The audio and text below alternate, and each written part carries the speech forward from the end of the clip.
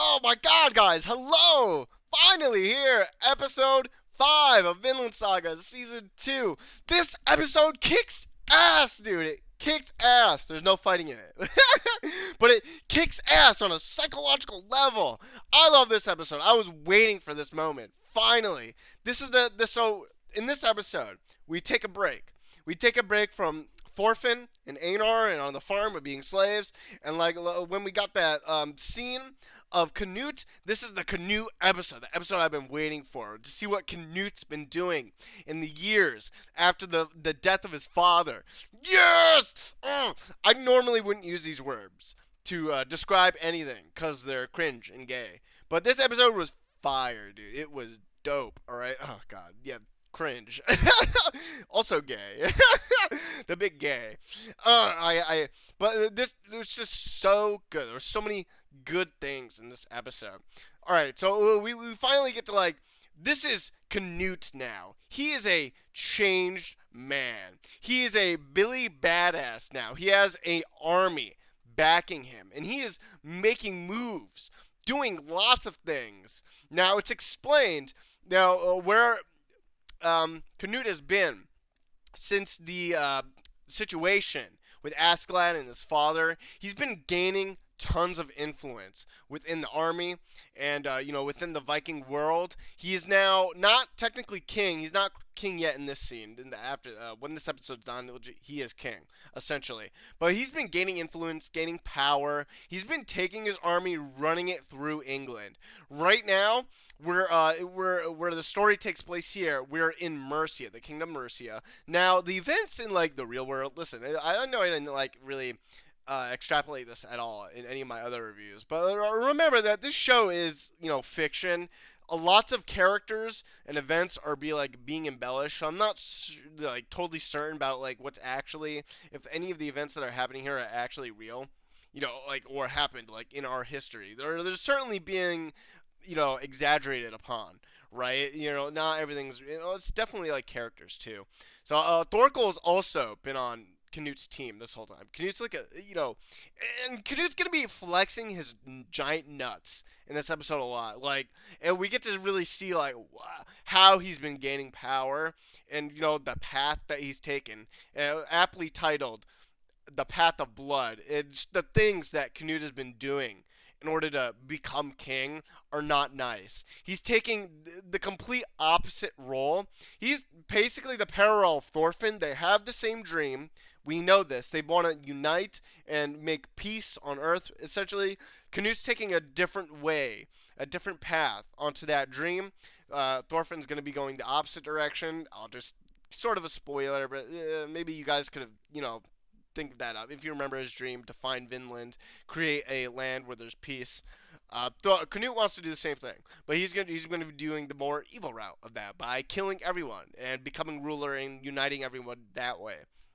Now, in this episode, we get introduced to a few new characters that don't particularly matter, but they do matter for these scenes. So, Canute has been running around, fighting the armies of England. Now, it's been sort of a stalemate fighting them. So, what Canute's been doing is he's been doing a lot of trickery. He's been bribing people. And his spies. He has a network of spies also all around England, doing trying to poison people. Now this guy here is his rival, the England rival. I forget his name. He is important because he's controlling the armies of England. But Canute has made numerous assassination attempts on him. Poison. Mostly poison. We can assume there's been other assassination attempts too, possibly maybe the poisoning the food, drinks, all that. Canute is now up to this point it has not worked very well.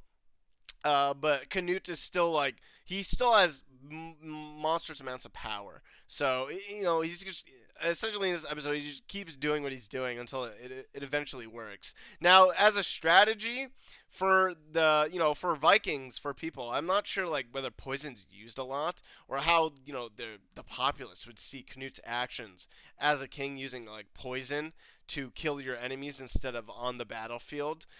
But that's not really explained well in this episode, so maybe this is just not important. I would say that part is important though, because obviously when you're king, your your subjects are important to what they think are even though the elite would say no, it doesn't matter because we have the power, right? But obviously the subjects have their own agency. So public opinion is a thing that counts in the world. It's just not explained in this episode. So what Canute's been doing, he has been putting, obviously this is a horrible scene. What they've doing, they just beaten an army. They're controlling this part of Mercia. They he now Canute's not like totally merciless, right? So in this scene, we get here all he doesn't like slaves. He also doesn't like killing women and children. So he's not completely on the dark side. But he's gonna kill his army men that are going around slaving around people and taking women for their own. He specifically ordered them not to do that. So he's beheading all of them.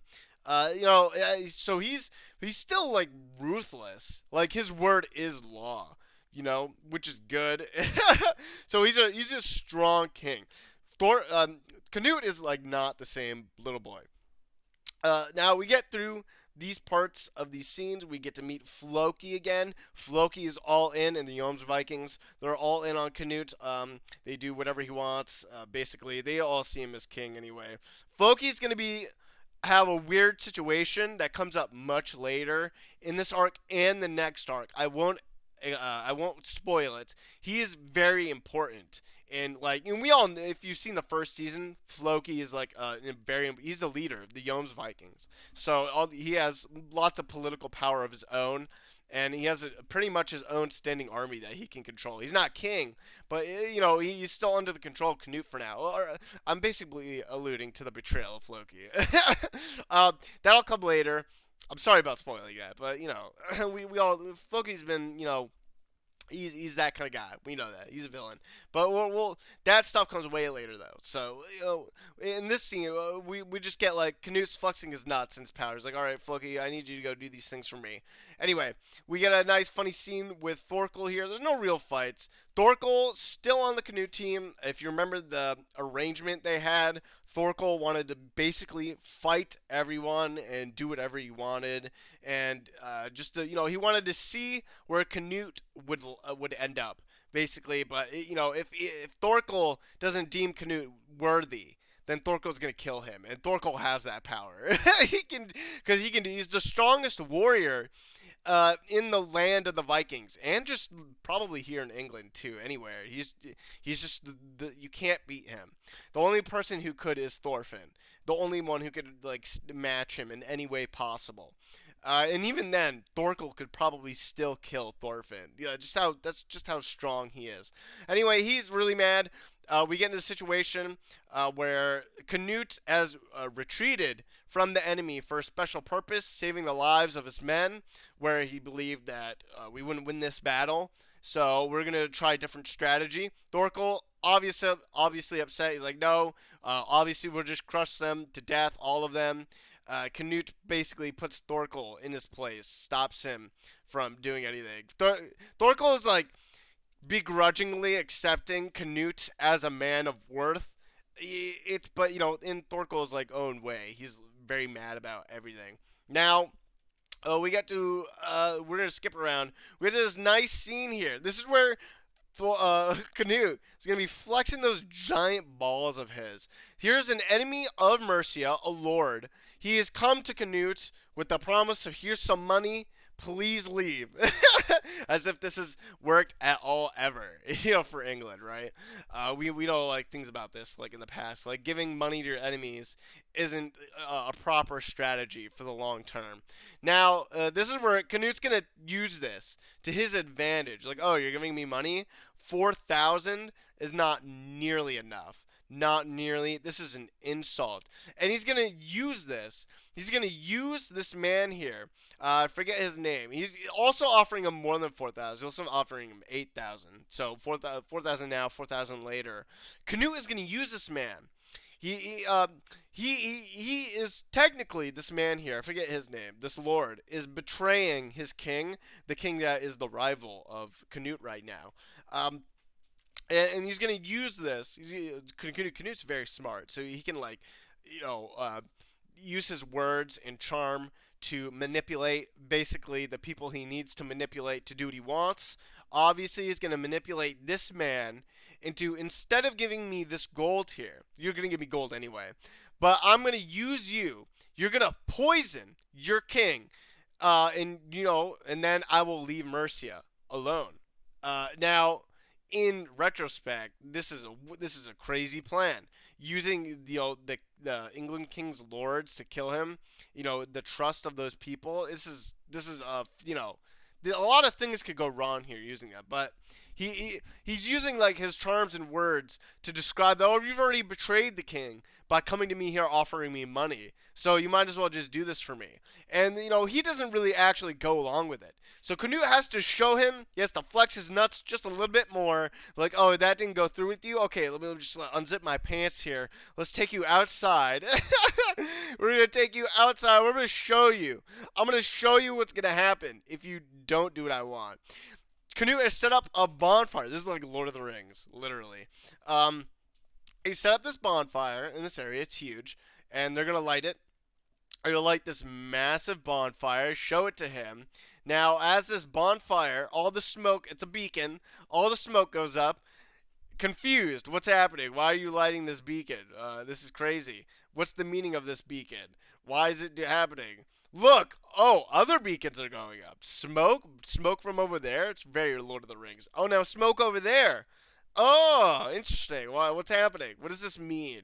What's all this smoke mean? And we get a nice background image of the landscape here and what Canute is capable of. So what Canute's plan was to basically scare this man, saying all of this entire land here and far beyond in the background, this is all the kingdom of Mercia, and Canute has full control over this land. Full control. He can do whatever he wants. So he threatens him. This is his threat. I control everything here. Basically beyond my team. Beyond my team. You want to be on Canute's team. He has the power, the influence, the specialization, the brain power to make things happen. Become king, the leader. So obviously, this threat works. Our boy here um, does in fact assassinate the England King with poison. We get nice, amazing animation scenes in these backgrounds. I don't want to like play them fully, but they're really nice, really, really nice. And it's also just like nice seeing how scared everybody is of Canute now that Canute's like this Billy badass and he has all this power. And he has so much influence over the world now that he's trying to occupy. Now the armies are a different thing. That's why Canute's been trying to assassinate the leaders so he can more easily take control of everything and bribe more lords into doing what he wants. Now, that's sensible because obviously the wars cost money. Canute doesn't have an infinite amount of money, right? But he does. So he needs soldiers, obviously, to use that money to get food and supplies. You know the deal, right? How to finance a war. So this is for Canute's strategy. This is smart on his part. So he doesn't have to take as many losses. He doesn't have to spend as much money. And so he can take control of England much, far easier. So now we get a timeline. So specifically in this timeline, I'm not sure how accurate it is. So it's been a year since the events that he was talking to this lord. Canute's been setting up plans to assassinate the king, and he finally does it. He finally gets poisoned to the king. He dies. Good for Canute. That only took 1 year, apparently. But now the king, he has a son. So the heir to the throne, he is the heir. Edmund succeeds the throne. This is his son. Edmund is also a figure in history that is real, along with this king. But the year and dates, I'm not exactly sure if they're real. Again, I believe the anime is certainly adapting as much as it can and is adapting, as much as history, as reality as it can, but it's not perfect, right? So Edmund succeeds the throne, but doesn't matter because very soon after, Canute also poisoned him. Dies of an illness, quote unquote. So, how easy. Now, Thorkel understands what's happening and is increasingly upset at Canute. Like, what the fuck, man? Why are you poisoning people? Dude, I wanted to kill people honorably as a warrior and, cut their heads off and shit. But, Thorkel can't really do anything. But he's still upset at Canute. But, this is also like, Thorkel's begrudgingly like, fuck, Canute did it. Shit. I mean, I gotta respect that at least. I'm still mad at him. So it's explained. I forget his name. Thorkel's like right hand. It took 10 years of fighting for King Sweyn, to really take any ground in England. And Canute did it in 3 years. Like much faster, much faster. Canute had the like prowess to really figure out how to like end these wars. Thorkel is just upset because he didn't really get to fight as much as he wanted to. That's like the real reason he's upset. He also doesn't like the tactics Canute is using because Thorkel is big warrior guy and that's his life. Death is his life, but he can't be mad at the results, and the results are that Canute has won. Essentially, he's won the throne, and at the end of this episode, uh, after the death of Edmund, the new crowning of the king, Canute. It's been 3 years. He's got a beard now. Look at him. Look at our badass. How serious he is. He's got a scar. His hair. He cut his hair. He doesn't look like a gay little femboy anymore. This is Canute. This is Canute. So this is another like huge character change. Well, the character change happened in the first season actually, where back when the encounter with Thorkel in London, not or the outskirts of London, wherever it was in season 1, where the Canute just did that whole 180 after the death of Ragnar, and now this is his new goal. He's uniting the people. He's king of the a king of Denmark technically, and king of England. He has the power. Now, he's gonna feel later on what it means to be king, like having control of all these people. What is the weight of the crown upon his head, and it's gonna change his psyche a little bit, like it did to King Sweyn. This happens a little bit later. Those scenes. Now, so this is essentially the end of the episode. So this whole episode was just the backstory of what Canute's been doing throughout the time since King Sweyn. I really like this episode. Really good. I love like the new Canute. He's not like that bitch boy anymore, and we just like the things that Canute. We see the things that he's been doing. He's been like sort of ruthless, and it's great seeing the path that has like changed him so much. And it's good. It's good. Hey, it's good characterization. So I love the plot. This is so we're. I will say Canute is going to be important. I think I already did say that with Floki. He's going to be important later. Their arcs are going to connect, right? The Canute arc and the Thorfinn arc, they're going to be connecting later in this specific arc where their paths are going to come back together once again. It's going to be this entire huge event that I alluded to in the other reviews at the end of this arc where things get fucking crazy nuts. And oh my god, I won't spoil it. Those episodes will come maybe in like 4 to 6 episodes or something like that. If there's 24 episodes, so I don't know how the pacing is still like really slow. As far as the animation goes in this episode, it's the same standard episode. There wasn't actually a lot of fighting, even though we got to see like some scenes of like soldiers marching and stuff. We didn't get to see any fighting. They must really be saving that animation for the end of this arc, where all that fighting does begin. So I hope they save that budget for that, and I believe they will. I have faith that they will. Absolute faith that Mappa will do it. Mappa's like been on a roll, so I've no problem with what's happening now. Again, just the slow build up of our characters, and this is really good. We're gonna get more scenes of Canute later for sure. And then after this episode, we're probably going to go back to Thorfinn and Einar and see what they're doing on the farm. and it's gonna be a wild ride later, guys. So I know it's slow, but just buckle up. Take a rest. Again, I've been saying this a lot in every review. Just really be patient. Be patient. It's worth it. It's worth it to be patient. Trust me.